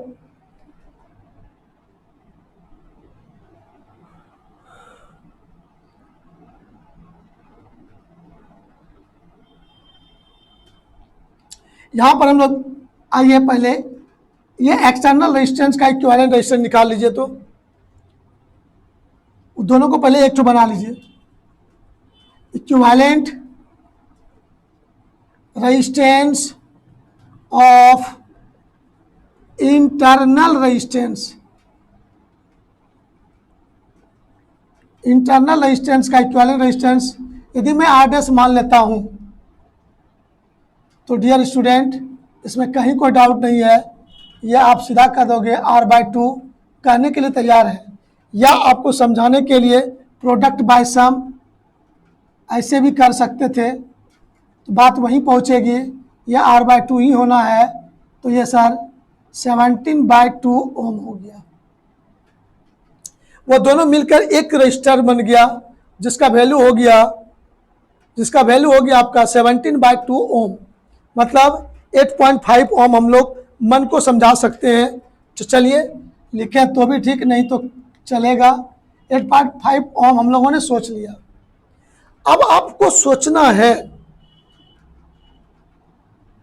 कि सर यहां पर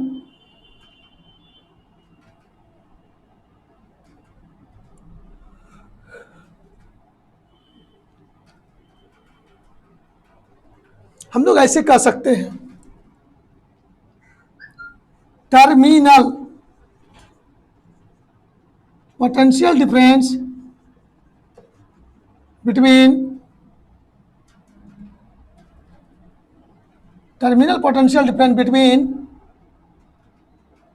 points A and B, A और बी के बीच पोटेंशियल टर्मिनल डिफरेंस क्या हो सकता है।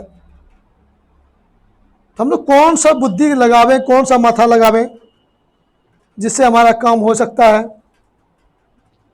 आइए कोई ना कोई बुद्धि लगा देना पड़ेगा।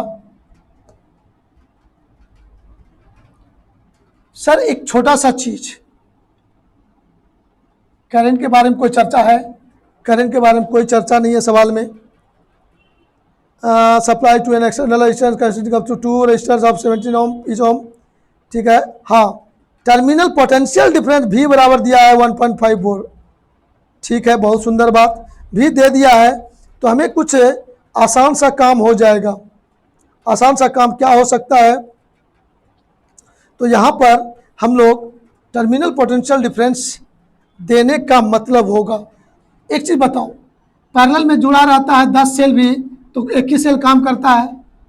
तो एक ही सेल काम जब करता है तो वहाँ पर हम लोग ये मान लेते हैं इस दोनों का इंटरनल रेजिस्टेंस का इक्विवेलेंट रेजिस्टेंस कितना मान लेते हैं? R dash.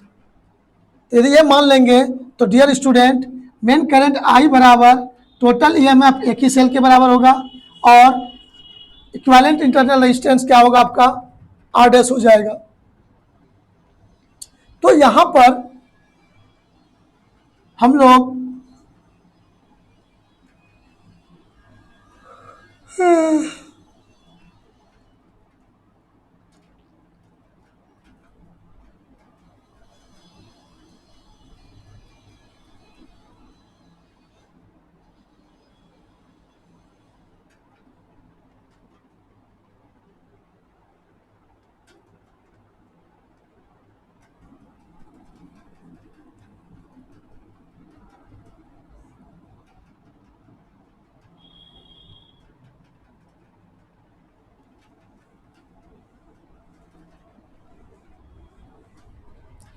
Terminal potential difference between 2 points A and B, आप हमको कहेंगे भी, और भी का वैल्यू कितना है?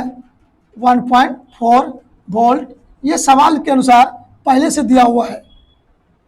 तो टर्मिनल पोटेंशियल डिफरेंस दिया हुआ है यहाँ पर। तो सर हम लोगों को इंटरनल रेजिस्टेंस के बारे में विचार करना है।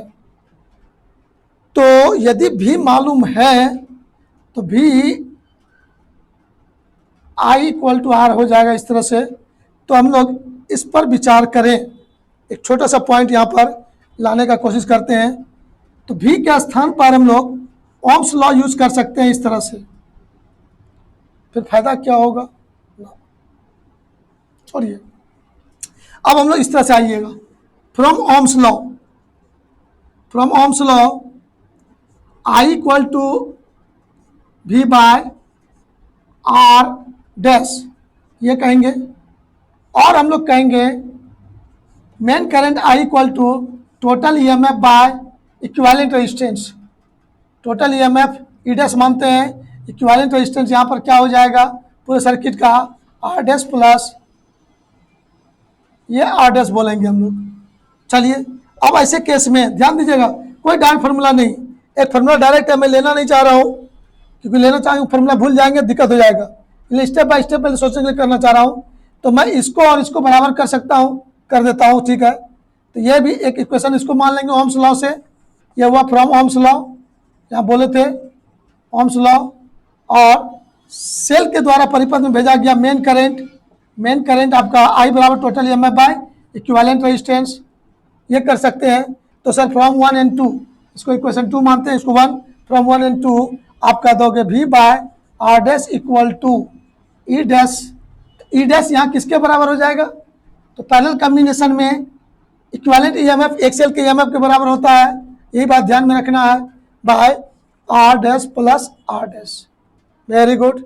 आइए अब आर डैश निकल जाएगा आपको यहाँ से, क्योंकि भी मालूम है, आर डैश मालूम है, ई मालूम है, आर डैश मालूम है। तो यहाँ से एक स्टेप आगे बढ़ के मैं आपको बताना चाहता हूँ, कुछ डायरेक्ट करने के मूड में हूँ। तो क्रॉस मल्टीप्लिकेशन यदि करते हैं हम लोग, तो यहाँ पर देखिएगा आप बच्चे लोग, R dash plus R dash into भी is equal to E into R dash आपका हो जाएगा। तब आप यहाँ से देखिएगा, ये R dash plus small R dash बराबर E into R dash by भी, ठीक है। अब देखिए गौर से, यहाँ पर से आप बच्चे स्मॉल आर डैश निकालना चाहो, तो ये यदि करना चाहोगे तो आपका जवाब होगा E into R dash by भी, ये आर डैश माइनस में आ जाएगा सर। तो जैसे ही माइनस में करोगे तो यहाँ पर प्यारे बच्चों देखना गौर से, बहुत प्यारा सा चीज़ मैं आपके सामने ला के रख रहा हूँ। मैंने कैसे कैसे सोचा, वहाँ से देखिएगा डायरेक्ट एक फॉर्मूला आपको दिया हूँ, पहले मैं नहीं बोला, अब मैं बाद में बोलूँगा वो फॉर्मूला लिखना है। तो आर डैश बराबर आप कहोगे, आर कॉमन ले लोगे तो यहाँ पर सर हो जाएगा ई बाय भी माइनस 1 इंटू आर डैश। याद करिए खूब अच्छा से, आपको एक दिन थ्योरी पढ़ाए थे और कहा था इक्विवेलेंट इंटरनल रेजिस्टेंस निकालना हो, सॉरी हाँ, इंटरनल रेजिस्टेंस निकालना हो किसी सेल का, तो आप डायरेक्ट यहाँ पर से कहोगे आर डैश बराबर ई बाय भी माइनस 1 इंटू आर। तो ये आर हो गया, चूंकि यहाँ पर दो वायर है तो R1 R2 नहीं लेंगे, तो उसका इक्विवेलेंट, यहाँ पर दो सेल है, उसका equivalent R dash internal resistance. तो ये जो ई, हाँ ई और यहाँ भी ई दोनों पैरेलल में है, तो कोई भी ई ले लेंगे, दोनों सिमिलर है, तो यहाँ पर ई ले लिए, ई बाय भी माइनस इतना हो गया। तो जब ये सिमिलर है तब तो आपको ये फॉर्मूला लिख के बना सकते थे, जब डिसिमिलर होगा तब आपको इस तरह से अलग अलग सोच के तब सॉल्व करके आप यहाँ पर पहुँचिएगा, तब रिजल्ट आएगा आपका। तो चलिए आइए, ये फार्मूला हो गया, अब मान बैठाइएगा, आंसर निकल जाएगा। ई का वैल्यू कितना था बाबू, 1.5 बाय भी का मान कितना है बाबू, 1.4 माइनस 1 इंटू आर डैश का मान कितना निकला है बाबू, 8.5। अब उसको सॉल्व कर लीजिएगा। आर डैश का मान आपको निश्चित रूप से कैलकुलेशन के बाद क्या आ रहा है वो मैं डायरेक्ट लेता हूं। आर डैश का मान आएगा 0.6 ओम, 0.6 ओम आपका निकलेगा। तो सर निकालना क्या था, इक्विवेलेंट इंटरनल रेजिस्टेंस निकालना था, नहीं प्रत्येक सेल का ईएमएफ निकालना था, लेकिन इन दोनों का इक्विवेलेंट निकला तो सर हो तो गया। आप जब इक्विवेलेंट मालूम हो गया, दोनों आर बराबर है तो डायरेक्ट हो जाएगा। तब हम लोग जब दोनों पैरेलल में है, मिटा दें इसको इधर, चलिए मिटा देते हैं। अब लास्ट लाइन मैं लिख रहा हूं, गौर से इसको देख लीजिए। तो ढेर सारे कंसेप्ट हुए, ये सारे थ्योरी को आप रूम में बैठकर जरूर दोबारा देखने का कोशिश करेंगे। जिन जिन बच्चों को थोड़ा सा स्टैंडर्ड न्यूमेरिकल बनाने की चाहत है उनके लिए ये ज़्यादा लाभदायक होगा। जिनको है खाली बोर्ड पास कर लेना है किसी तरह से, तो वो नहीं भी पढ़ेंगे दोबारा इसको, तो कोई दिक्कत नहीं है, चलेगा। तो चलिए अब मैं आपको फाइनली कह सकता हूँ, resistance of each cell is small R. Internal resistance का है सेल का, स्मॉल आर है, तो मैं कह सकता हूँ यहाँ पर R dash equal to product by sum in parallel. ये दोनों किस में है, इन पैरेलल कॉम्बिनेशन में है। कौन, सेल पैरेलल में है, इंटरनल रेजिस्टेंस भी पैरेलल में होगा। तो ऐसे केस में आप आर डैश इक्वल टू यहाँ पर कहोगे प्यारे बच्चों आर बाय 2 होगा, तो सर आर बराबर होगा 2 इंटू आर डैश। तो सर इक्विवेलेंट इंटरनल रेजिस्टेंस आपने निकाला था 0.6 ओम, तो प्रत्येक सेल का internal resistance 1.2 ohm. Your answer. खुदा पहाड़ निकली चुहिया। तो मैं सवाल का आंसर पुराने के लिए व्याकुल नहीं हूं, मैं दिखाना चाह रहा हूं कि क्वेश्चन ऐसा है तो हम कैसे कैसे सोचेंगे, कहां से हमारा सोच स्टार्ट होगा कैसे मैं उस थ्योरी को अप्लाई करूंगा और सवाल का जवाब दूंगा। ठीक है, इस सवाल को फिर से बनाएंगे हम किरचॉफ्स लॉ के मदद से। किरचॉफ्स लॉ सीखेंगे और उसमें देखेंगे, जादू मंत्र चुटकी बजाएंगे, सवाल बन जाएगा। और अगले क्लास में, आज मैंने आपको कॉमन क्लास ही बुला लिया दोनों बैच को, लेकिन कल से आप एकदम, मेरा आत्मा शांत हो गया, आप सब तरह का कंसेप्ट को लाके आपके सामने रख दिया। अब आई मिक्सचर कम्बिनेशन में एम एन बलागड़म बगड़म वो सब आप एक्स्ट्रा क्लास लेंगे, सिर्फ स्पेशल न्यूमेरिकल का नाम लेके। तो इसमें से 4-5 सवाल में से आपका 3 सवाल ट्रिपल ई में पूछा हुआ सवाल है, याद रखिएगा, और 2 सवाल बोर्ड एग्जाम में पूछा हुआ सवाल है। ये 5 सवाल किसी न किसी एग्जाम में आ चुका है जो आपके सामने मैंने रखा। राइट, फिर मिलेंगे अगले दिन नए रूटीन के साथ, नए टाइम टेबल के साथ। और नया टाइम टेबल आपको मैं दे चुका हूँ, in the evening 5 PM English medium means competition batch, उसको इंग्लिश मीडियम नहीं बोलेंगे आप, कंपटीशन बैच बोलेंगे। बहुत सारे बच्चे हैं जिसको कंपटीशन करने का मन है लेकिन हिंदी मीडियम में क्लास करते हैं, तो वो इसको भी कीजिए, और हिंदी मीडियम का जो बैच है शाम में 7 बजे उसको भी आप कीजिए, मज़ा तब अधिक आएगा। बाकी हिंदी मीडियम वाला 7 से 8 होगा शाम में। चूँकि 7 से 8 के पीछे भी बहुत बड़ा सोच है कि जब आपका ऑफलाइन क्लास स्टार्ट हो जाए, 1 महीना में हो जाए, 2 महीना में हो जाए, जब हो जाए, अब बोर्ड परीक्षा के बाद होगा तब तो कोई बातें नहीं है, तो जब भी होगा तो ये ऑनलाइन क्लास आपका कंटिन्यू चलते रहेगा इवनिंग 7 से 8। इसीलिए वो टाइम मैं सोच के दिया हूँ कि उस टाइम में फिर कभी कोई चेंज नहीं करेंगे। दिन भर ऑफलाइन क्लास होगा भी तो शाम में एकदम आराम से ऑनलाइन क्लास चलते रहेगा, कंटिन्यू चलते रहेगा। जो बच्चे गांव घर में बैठे हुए हैं, भागलपुर कभी नहीं आइएगा, वो भी आराम से पढ़ सकते हैं। होल सिलेबस अभी आपको करंट इलेक्ट्रिसिटी पढ़ा रहे हैं, अब बताएंगे करंट इलेक्ट्रिसिटी और मैग्नेटिज्म से रिलेटेड है 4था चैप्टर, फिर उस तरह से 5वां 6वां 7वां चैप्टर पढ़ाएंगे। फिर आपको ऑप्टिक्स भी पढ़ाएंगे, ललन कुमार का स्पेशल पेपर है। यदि तब तक लॉकडाउन टूट गया तो ऑफलाइन में ही पढ़ लेंगे, लेकिन मैं बोला कि ऑनलाइन क्लास कंटिन्यू चलते रहेगा, तो जो बच्चे गाँव घर में वो भी ऑनलाइन पढ़ सकेंगे। ऑप्टिक्स भी पूरा पढ़ लेंगे, फिर मॉडर्न भी पढ़ लेंगे। तो मॉडर्न तो बहुत जल्दी हम सप्ताह में 3 दिन देना शुरू कर देंगे, इधर हाल ही में कर दे देंगे। 4था चैप्टर में इन करेंगे और 5 क्लास एक सप्ताह में मॉडर्न करंट मैग्नेटिक इफेक्ट का, और 3 क्लास सप्ताह में मॉडर्न फिजिक्स का। इस तरह से बांट के चलेंगे रूटीन को। और संडे आपका टेस्ट, 4 क्वेश्चन स्टॉक तैयार कर चुके हैं, ढेर सारा स्टॉक आपको लेंगे। ठीक है, तो इलेक्ट्रोस्टेट में जो ऑफलाइन में भी टेस्ट हुआ था, मैं उसको भी ऑनलाइन टेस्ट लेके उसको भी आपके आश्रय ऑनलाइन क्लास के पैकेज में डालना चाहता हूँ।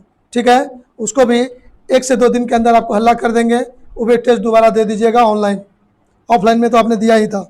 बाय बाय, फिर मिलते हैं अगले क्लास में नई एनर्जी के साथ। तो बाबू लोग, हम बहुत दिन से कुछ बोले नहीं आप लोगों को, लास्ट में एक बात बोलते हैं कि अब 11th क्लास शुरू हो चुका है जोर शोर से नए रूटीन के साथ। उसका टाइम सुबह 7 से 8 है।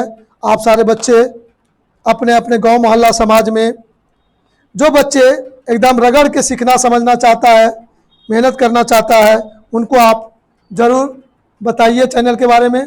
ठीक है, बाय बाय, फिर मिलते हैं। ओके।